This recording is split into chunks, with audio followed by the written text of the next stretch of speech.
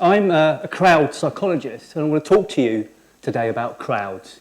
And crowds, in fact, have a very negative representation in popular culture.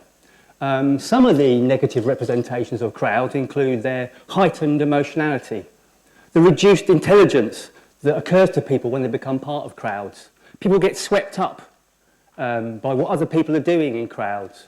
People lose self-control.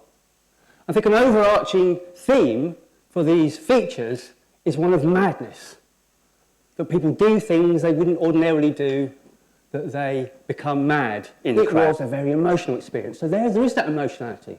So that representation that emotion is associated with crowds, that's correct in one sense. People were emotional. They were joyful. They were excited. And they talked about empowerment. They talked about feeling more confident in themselves, more confident in the ability of the campaign to meet its aims and to have an impact in the world. They felt more confident to change the world. So why was it empowering? Well, there are two things. The first is that they felt they were supported. They felt that other people would back them up. So that's the first thing.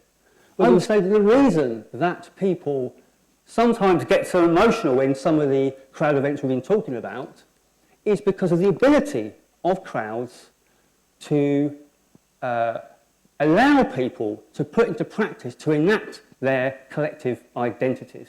And I'd like to end with a quote, because the ideas I've been talking about are called the social identity approach, the idea that we have collective identities, which are just as real as our personal identities, and that crowds enact social identities. So I'd like to end with a quote from somebody who was instrumental in the development of the social identity approach, which is John Turner. And he says, "The crowd is precisely the adaptive mechanism that frees human beings from the restrictions of and allows them to be more than just individuals." Thanks.